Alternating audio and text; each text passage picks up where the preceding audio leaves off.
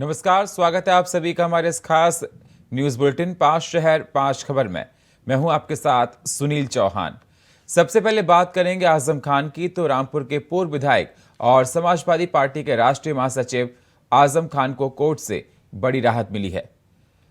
और फिर हम चलेंगे दूसरी जगह जहां के हम बात करेंगे और भी बातों पर। तो चलिए शुरुआत करते हैं आज की 5 शहर 5 खबर की। तो सबसे पहले समाजवादी पार्टी के राष्ट्रीय महासचिव आजम खान को कोर्ट से बड़ी राहत मिली है और संसद की सदस्यता खत्म होने के लिए इलाहाबाद हाई कोर्ट में दाखिल पूर्व सांसद अफजल अंसारी की याचिका पर सुनवाई फिलहाल टल गई है।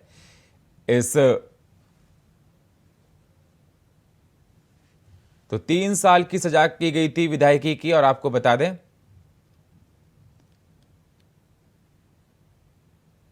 रामपुर की स्पेशल एमपी एमएलए कोर्ट ने बुधवार को हेट स्पीच मामले में अपना फैसला सुनाया है। कोर्ट ने इस केस में सपा नेता को बरी कर दिया है। खास बात यह है कि इसी सजा के बाद उनके विधायक की सदस्यता रद्द हुई थी। रामपुर की स्पेशल कोर्ट में बुधवार को आजम खान के हेट स्पीच केस में सुनवाई हुई। बुधवार को कोर्ट ने आजम खान को इस मामले में बरी कर दिया। हालांकि इससे पहले रामपुर की निचली अदालत ने उन्हें इसी केस में 3 साल की सजा सुनाई थी, लेकिन अब स्पेशल एमपी एमएलए कोर्ट ने उन्हें बरी कर दिया है। निचली अदालत ने सपा नेता के खिलाफ बीते 27 अक्टूबर को अपना फैसला सुनाया था। आपको बता दें 2019 के लोकसभा चुनाव के दौरान दिए गए भड़काऊ भाषण को लेकर कोर्ट ने उन्हें दोषी पाया था। और इस खबर पर हमारे साथ हमारे सहयोगी दिनकर हमारे साथ न्यूज रूम से लाइव जुड़ चुके हैं। दिनकर, जिस प्रकार से देखा जाए आज रामपुर की एमपी एमएलए कोर्ट ने आजम खान को बरी कर दिया है। 2022 अक्टूबर 27 को बताया जा रहा है कि उनके भड़काऊ भाषण को लेकर उनको सजा सुनाई गई थी। क्या कुछ अहम जानकारी निकलकर दिनकर और आ रही हैं? जिसमें दर्शकों को बता दें कि आजम खान को बहुत दिनों के बाद एक अच्छी खबर मिली कि आजम खान को हेट स्पीच मामले में बरी कर दिया गया है। आपको बता दें 2019 के लोकसभा चुनाव के दौरान का यह मामला है, जब रामपुर के मिलक विधानसभा में आजम खान प्रचार कर रहे थे। उस दौरान उन्होंने प्रधानमंत्री मोदी, सीएम योगी और वहाँ के जिलाधिकारी पर टिप्पणी की थी, जिस मामले में 2022 में 27 अक्टूबर को उनके खिलाफ ये फैसला आया और उसके बाद उनको सजा सुनाई गई, जिसके बाद की विधायकी चली गई। आपको बता दें कि 2019 में तो उन्होंने लोकसभा जीता, लेकिन 2022 विधानसभा जीतने के बाद उन्होंने लोकसभा से इस्तीफा दिया। 2022 में विधानसभा का चुनाव लड़ा, लेकिन उनकी विधायकी चली गई इस मामले के बाद। जैसे ये खबर आ जाए कि उनकी विधायकी वापस हो सकती है, दोबारा चुनाव वो लड़ सकते हैं, क्योंकि अभी उनके सीट पर चुनाव हो चुके हैं जहां से आकाश सक्सेना जीत चुके हैं। तो एक समाजवादी पार्टी और आजम खान के समर्थकों में खुशी की लहर दौड़ पड़ी। लेकिन इसके साथ ही उन लोगों के पास एक चैलेंज यह भी रहा कि आजम खान की इस सजा के बाद आजम खान ने बहुत कुछ खो दिया। मसलन कि आजम खान के मतदाता सूची से नाम हटा दिए गए। इसके अलावा आजम खान चुनाव नहीं लड़ सकते थे। इसके अलावा आजम खान की जो उनका कुनबा था वह बिखरता हुआ दिखा। तो उनके समर्थकों का कहना है कि हमारे पास खुशी की लहर तो सामने आई है, लेकिन उसके साथ ही कई और चैलेंजेस हैं जिनको हमको सामना करना पड़ेगा। दिनकर, बिल्कुल। और ये खुशी की बात समाजवादी पार्टी के लिए भी है। वो आगे चलकर लोकसभा चुनाव में इस मुद्दे को भुना सकते हैं, जनता के बीच में जाकर और कह सकते हैं कि कोर्ट से उनको बरी किया गया है, ये सारी बातें झूठी थी। तो क्या दिनकर ये माना जाए समाजवादी पार्टी आने वाले चुनाव में इस मुद्दे को जोर शोर से भुनाएगी? जी बिल्कुल, समाजवादी पार्टी का रणनीति का यह अहम हिस्सा हो सकता है कि हमारे नेता को बेवजह इन लोगों ने सजा सुनाई, विधायकी रद्द कर दी, मतदाता सूची से नाम हटा दिया। यानी मतदाता सूची से नाम हटाना मतलब एक इंसान का जो राइट टू वोट है वो अधिकार छीनने का मतलब है। और बाद में जब कोर्ट की तरफ से फैसला आता है कि मामले में उन्हें बरी कर दिया गया, तो इसको लेकर समाजवादी पार्टी इसे भुनाने की कोशिश करेगी। लेकिन इसके अलावा बहुत कुछ चीज़ें ऐसी हैं जो आजम खान के लिए चैलेंजिंग हो सकती है, क्योंकि पिछले 4 दशक से आजम खान के परिवार का कोई ना कोई सदस्य कहीं ना कहीं विधानसभा, राज्यसभा या तो मंत्री में हुआ करता था। लेकिन अभी वर्तमान में आजम खान का परिवार का एक भी सदस्य कहीं पे भी एक्टिव पॉलिटिक्स में नहीं है। इस लिहाज से आजम खान के लिए अब काफी मुश्किल हो गया है। दूसरी तरफ बीजेपी का जो लगातार कुनबा बढ़ता जा रहा है, आजम खान की गढ़ कहे जाने वाले रामपुर में स्वार विधानसभा सीट पर भी उपचुनाव हुए, वहां देखिए लगातार आजम खान के गढ़ में बीजेपी उन्हें चैलेंज कर रही है और चुनाव दर चुनाव आजम खान को पछाड़ रही है। तो आजम खान के लिए आगामी चैलेंज बहुत मुश्किल होने वाले हैं, लेकिन समाजवादी पार्टी को एक मुद्दा मिल गया है जिसको वो शायद लोकसभा चुनाव में बुलाने की कोशिश करेगी। सुनील। बिल्कुल, और मैं आपसे ये भी जानना चाहता हूं दिनकर, जिस प्रकार से देखा जाए आज एमपी एमएलए कोर्ट ने बरी कर दिया है आजम खान को, तो क्या कुछ प्रतिक्रिया आजम खान की तरफ से, उनके बेटे अब्दुल्ला की तरफ से आई हो इस पूरे मामले पर? समाजवादी पार्टी की कार्यकर्ताओं में खुशी की लहर है, इसके साथ ही उधर से प्रतिक्रिया यह आ रही है कि आखिर सच्चाई की जीत होती है। आप लोगों ने जुल्म किया हमारे ऊपर, लेकिन आखिर सच्चाई की जीत हुई। सेशन कोर्ट ने हमें बरी कर दिया है। आपको याद होगा कि जब आजम खान को जब सजा सुनाई गई थी, उसके बाद जो बीजेपी सत्तारूढ़ दल जो है उनके अंदर एक खुशी की लहर थी। उन लोगों के तरफ से लगातार बयान सामने आ रहे थे कि आजम खान ने जो किया है वो भोगेंगे, क्योंकि आजम खान के ऊपर जब से योगी गवर्नमेंट आई है लगभग 124 मुकदमे दर्ज किए गए हैं। मसलन को मुकदमों की अगर जिक्र कर ली जाए तो कोई वो आपराधिक मुकदमे कुछ ज्यादा नहीं है। भैंस चोरी के आरोप हैं, किताबें चोरी के आरोप तक आजम खान पर लगा दिए गए थे, तो जिनको लेकर लगातार समाजवादी पार्टी बहुत शुक्रिया दिनकर हमारे साथ जुड़ने के लिए आपका। संसद की सदस्यता खत्म होने के लिए इलाहाबाद हाईकोर्ट में दाखिल पूर्व सांसद अफजाल अंसारी की याचिका पर सुनवाई फिलहाल टल गई है। इस मामले की सुनवाई अब 25 मई को होगी। गाजीपुर की एमपी एमएलए कोर्ट ने मुख्तार अंसारी और सांसद अफजाल अंसारी को गैंगस्टर एक्ट में दोषी पाते हुए सजा सुनाई। मुख्तार अंसारी को 10 साल और अफजाल अंसारी को 4 साल की सजा मिली है। स्पेशल कोर्ट के फैसले के खिलाफ अफजाल अंसारी ने हाईकोर्ट में याचिका दायर की है। 4 साल की सजा मिलने के कारण उनकी लोकसभा की सदस्यता भी खत्म हो गई है। आपको बता दें, अफजाल अंसारी 2019 में गाजीपुर से बीएसपी के टिकट पर सांसद चुने गए हैं। अफजाल अंसारी ने बीजेपी प्रत्याशी और वर्तमान में जम्मू कश्मीर के उपराज्यपाल मनोज सिन्हा को हराया था। अफजाल अंसारी ने एमपी एमएलए कोर्ट के फैसले को हाई कोर्ट में चुनौती दी है, जिस पर बुधवार को सुनवाई होनी थी। अदालत ने मामले की सुनवाई को 1 दिन के लिए टाल दिया है। अब इस केस की सुनवाई 25 मई को होगी।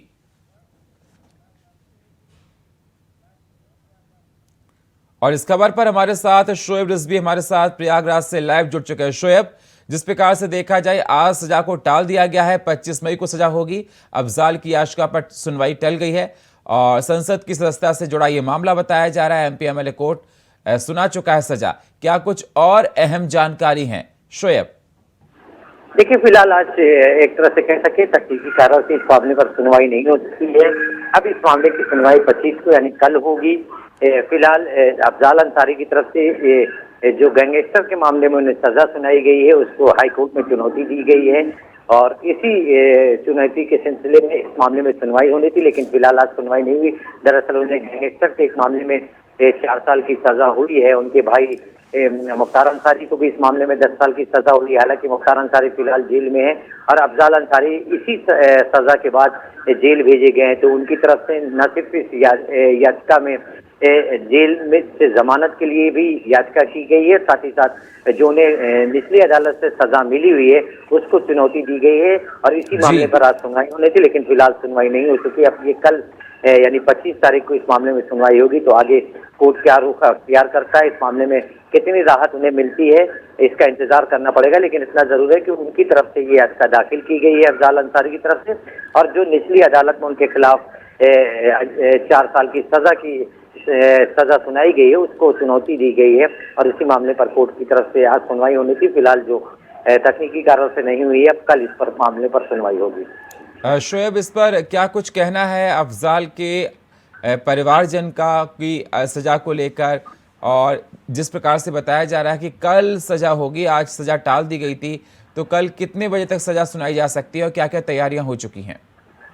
देखिए, फिलहाल एक करेक्शन कर ले, इसमें सजा पर नहीं सुनवाई हुई। सजा के खिलाफ हाईकोर्ट आए हैं, चूंकि गैंगस्टर में उनको सजा हुई है निचली अदालत में, जिसको चुनौती देने के लिए वो इलाहाबाद हाईकोर्ट आए हैं और उसी मामले की सुनवाई इलाहाबाद हाईकोर्ट में आज होनी थी, लेकिन नहीं हो सकी। अफजाल अंसारी की तरफ से सजा के खिलाफ अपील की गई है, याचिका की गई है कि उनको जो सजा दी गई वो गलत है और उसी को चुनौती देते हुए इलाहाबाद हाईकोर्ट की शरण में वो आए हैं और इस मामले में आज सुनवाई होनी थी, लेकिन आज सुनवाई नहीं हो सकी।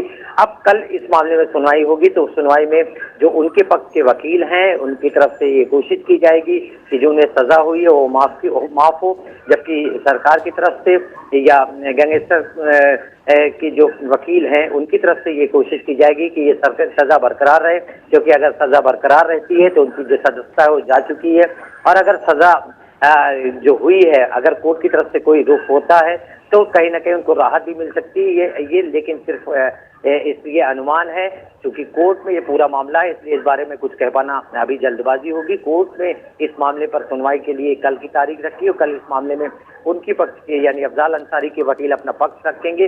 हालांकि गैंगस्टर में उन्हें सजा मिल चुकी है, 4 साल की सजा, और उसी सजा मिलने के बाद उसकी सदस्यता जा चुकी है, और अब इस मामले को उनकी तरफ से इलाहाबाद हाई कोर्ट में चुनौती दी गई है। जी शुक्रिया शिव, हमारे साथ जुड़ने के लिए और ताज़ा अपडेट देने के लिए आपका। तो जाजमऊ में आगजनी मामले में महाराजगंज जेल में बंद सपा विधायक जिस प्रकार इरफान सोलंकी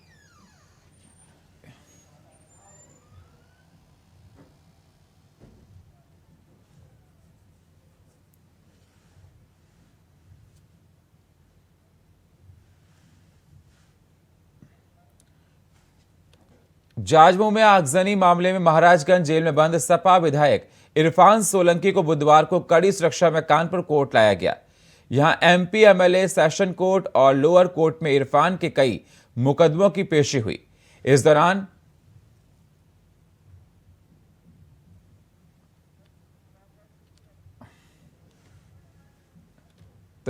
कोर्ट में एमपी एमएलए की सेशन लोअर कोर्ट में पेशी हुई है। आप विधायक मुस्कुराकर बोले जीत हमारी होगी। और जाजमऊ आगजनी मामले में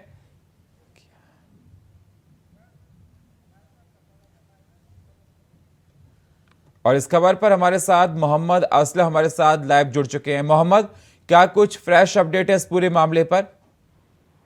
जी देखिए, आज ये सपा विधायक इरफान सोलंकी की 38 दिन बाद इनको महाराजगंज जेल से कानपुर पेशी के लिए लाया गया था। यहाँ पर एमपी एमएलए कोर्ट में इनकी आज सुनवाई होती थी। 7 ऐसे मामले हैं जिन पर सुनवाई थी। तो सबसे पहला मामला वो ये है कि आगजनी जो हुई थी जाजमऊ में, कथित जो प्लाट है उस पर आगजनी मामले में सुनवाई होनी थी, उसमें गवाह पेश होने थे। बताया जा रहा है, उनके वकील की तरफ से बताया गया कि जो गवाह कहे गए थे कोर्ट में उनको ना पेश करके जो पुलिस के गवाह था अकील खान, उसको पेश किया गया था। और कहा यही जा रहा था जो नजीर फातिमा की वादी थी उसकी बेटी के गवाह होने हैं, तो ऐसे में सुनवाई हुई है। इसके अलावा इरफान के पक्ष की तरफ से कई जो है आरोप भी लगाए गए हैं कि उनको जो जेल है उसमें ठीक तरीके से उनके साथ व्यवहार नहीं किया जा रहा है। उनका जो बैरक है उसमें मच्छर के साथ साथ मेंढक भी हैं। तो ऐसे कई आरोप लगाए गए हैं, जिसके बाद जो इरफान के वकील करीम अहमद हैं उन्होंने एक कोर्ट में एप्लीकेशन भी दी है कि जो इनके साथ व्यवहार किया जा रहा है उसमें थोड़ा सा पुलिस बदलाव करे, क्योंकि एक अभी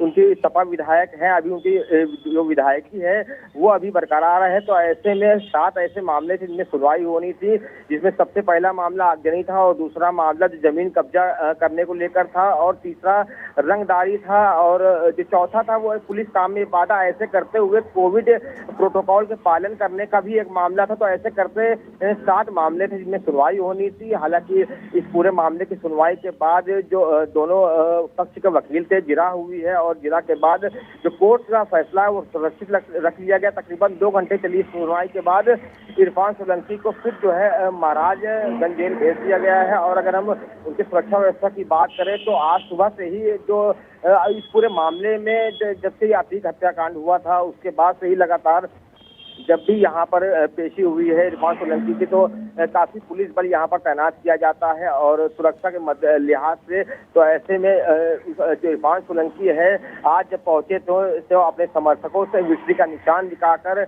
इंसाफ की बात कर रहे थे, और उसके बाद जब वो बाहर निकले हैं कोर्ट से तो उसके बाद भी उनके जो चेहरे पर काफी मुस्कान देखने को मिल रही थी। तो फिलहाल की अगर हम बात करें तो इरफान को जो मुश्किलें हैं वो कम होने का नाम नहीं ले रही हैं, क्योंकि जो गैंगस्टर एक्ट का मामला था उसमें बताया ये भी जा रहा है कि चार्जशीट लग चुकी है। तो ऐसे में जो लगातार जो मुश्किलें हैं वो इरफान की और भी ज्यादा बढ़ने वाली हैं। जी शुक्रिया मोहम्मद असलम हमारे साथ जुड़ने के लिए और ताज़ा अपडेट देने के लिए आपका। तो अगली खबर हम आपको प्रदेश की बता रहे हैं, जहां पर देखा जाए लगातार खबरें आ रही थी और प्रदेश में अवैध रूप से चल रहे मदरसों पर सरकार ने शिकंजा कसा है। करीब 4000 मदरसों पर एक्शन लिया गया है, तस्वीरों में आप देख सकते हैं। और मदरसों विदेशी फंडिंग का शक जाहिर किया गया है और शिकंजा कसने की तैयारी शुरू हो गई है। लगातार इस पर कार्रवाई की जा रही। बोर्ड की परीक्षाएं खत्म होने पर कार्रवाई की बात कही जा रही है। अवैध मदरसों पर कार्रवाई तेज हो चुकी है। जो अवैध मदरसे हैं उन पर कार्रवाई होगी और 4000 मदरसों पर एक्शन हो सकता है। लगातार इस पर जांच पड़ताल हो रही है। मदरसों में विदेशी फंडिंग का शक जाहिर किया गया है और इस बाबत देखा जा रहा है कि अल्पसंख्यक विभाग काफी सजग दिखाई दे रहा है। कल्याण विभाग और पुलिस ने आला अधिकारियों के साथ मीटिंग की है और इन पर सख्त कार्रवाई करने के निर्देश भी दिए हैं। प्रदेश सरकार ने पिछले साल प्रदेश में गैर मान्यता प्राप्त मदरसों का सर्वे कराया था। मुख्यमंत्री योगी आदित्यनाथ की अध्यक्षता में इस बाबत बैठक हुई थी और 12 बिंदुओं पर कराए गए सर्वे में एक महत्वपूर्ण बिंदु पर यह भी था कि मदरसों की आय का स्रोत क्या है। तो अवैध मदरसों पर कार्रवाई तेज हो जाएगी। करीब 4000 मदरसों पर एक्शन है और मदरसों में विदेशी फंडिंग का शक जाहिर किया जा रहा है। बोर्ड की परीक्षाएं खत्म होने पर कार्रवाई की जाएगी।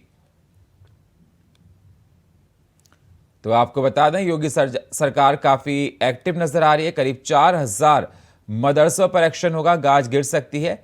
जांच पड़ताल की जा रही है। मदरसों में विदेशी फंडिंग का शक बताया गया था। प्रदेश सरकार ने पिछले साल ही प्रदेश में गैर मान्यता प्राप्त मदरसों पर सर्वे कराया था। मुख्यमंत्री योगी आदित्यनाथ की अध्यक्षता में इस बाबत बैठक हुई थी। 12 बिंदुओं पर कराए गए सर्वे में एक महत्वपूर्ण बिंदु यह भी था कि मदरसों की आय का स्रोत क्या है।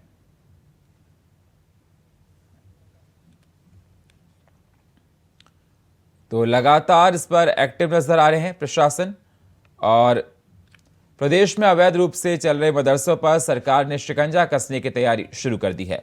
4000 से ज्यादा गैर मान्यता प्राप्त मदरसों के खिलाफ कानूनी कार्रवाई की तैयारी है।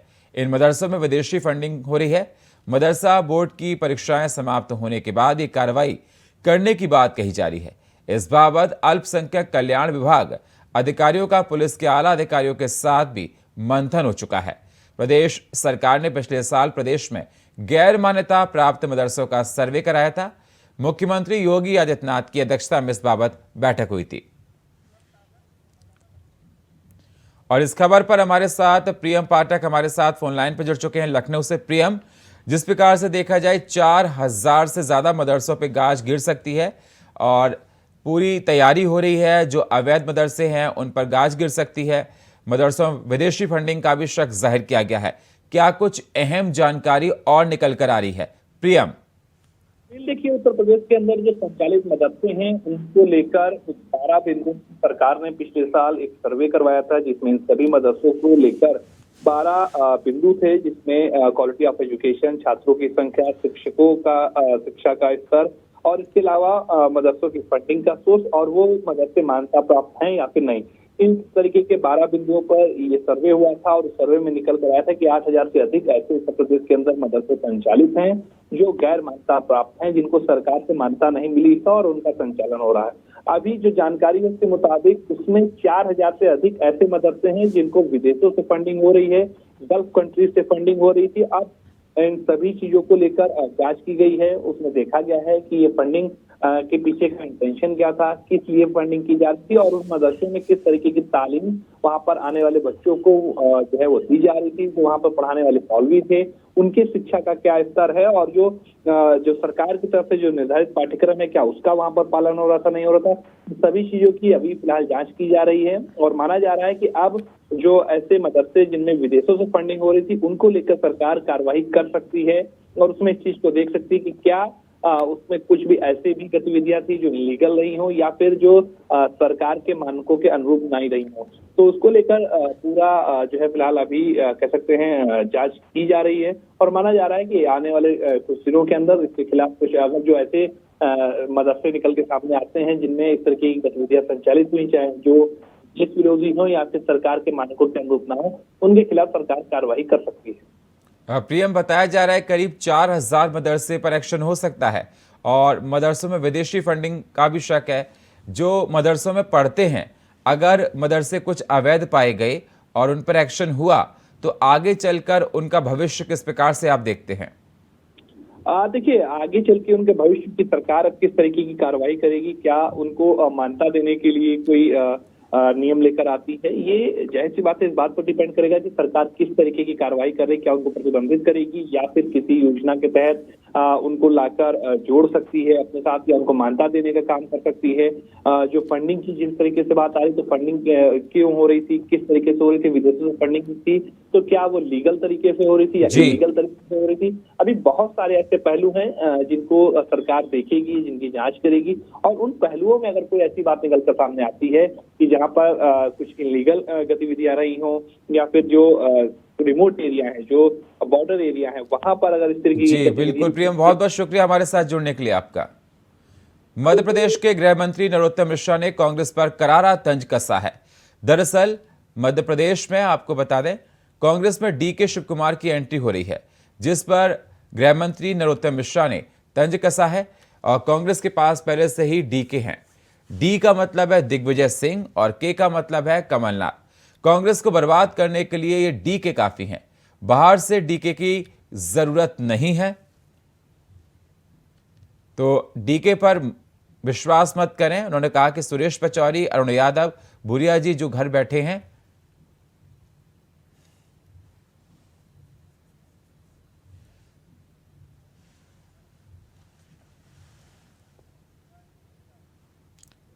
तो नरोत्तम मिश्रा ने डीके पर जाहिर किया है। उन्होंने कहा कि डी स्टैंड फॉर दिग्विजय और के स्टैंड फॉर कमलनाथ। तो नरोत्तम मिश्रा का कांग्रेस पर तंज है, डीके को लेकर तंज किया है। उन्होंने कहा कि मध्य प्रदेश में बाहर के डीके की कोई इन्वॉल्वमेंट नहीं चलेगी, और सुरेश पचौरी, अरुण यादव, भूरिया जी घर पर बैठे हैं, पहले उनके बारे में सोचा जाए।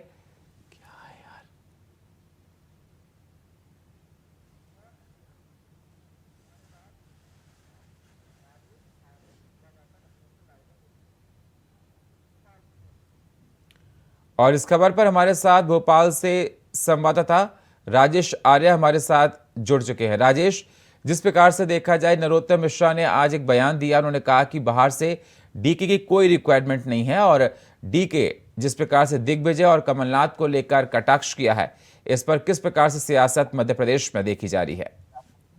जी बिल्कुल, मैं बता दूं कि 2023 में आगामी जो चुनाव आने वाले हैं विधानसभा में, इस तरीके से कर्नाटका के अंदर कांग्रेस ने जीत हासिल की थी, और यहाँ पर डी शिव कुमार की बहुत बड़ी भूमिका रही थी, जिनको मैनेजमेंट का गुरु ही बताया जा रहा था। तो वो उनके अब मध्य प्रदेश में जो उनको प्रभार दिया जा रहा है चुनाव को लेकर, जो उनकी एंट्री हो रही है उसको लेकर जो है कि अब मध्य प्रदेश की राजनीति में काफी हलचल मची हुई है। तो वहीं गृह मंत्री का भी बयान सामने आया है कि जिस तरीके से डीके शिव कुमार पर ऊपर अब जो है कांग्रेस भरोसा जमा रही है, तो यहाँ पे मध्य प्रदेश में सुरेश पचौरी के बड़े वरिष्ठ नेता जो बैठे हैं कांग्रेस पर, उनको विश्वास करना चाहिए, उनको विश्वास दिखाना चाहिए कि जिस तरीके से 2023 के चुनाव आ रहे हैं, क्यों आखिर कांग्रेस जो है कि अपने वरिष्ठ नेताओं पर मध्य प्रदेश में जो लंबे समय से उनकी राजनीति रही है, उन पर क्यों भरोसा नहीं कर रही है, आखिर डीके शिव कुमार की आवश्यकता क्यों पड़ रही है। ऐसे कई सवाल जो है कि मध्य प्रदेश के अंदर खड़े हो रहे हैं। बिल्कुल, इस पर कांग्रेस का क्या कुछ कहना है नरोत्तम मिश्रा के इस बयान पर?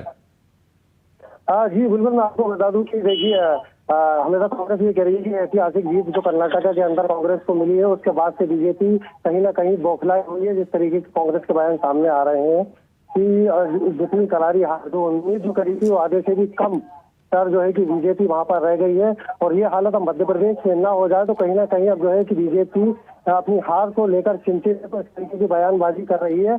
और वहीं कांग्रेस ने ये कहा है कि जो हमारे प्रदेश के अंदर जो हमारा केंद्रीय नेतृत्व जो तय करेगा, उस हिसाब से हमारी रणनीति बनेगी, और उसी रीति और नीति के हिसाब से मध्य प्रदेश का 2023 का चुनाव लड़ा जाएगा। और वहीं जो है कि सरकार में जो अभी वर्तमान सरकार ने जो तमाम बेरोजगारी के मुद्दे हैं, महंगाई के मुद्दे हैं, ऐसे तमाम मुद्दे जो है 2023 के चुनाव के अंदर कांग्रेस उठाएगी।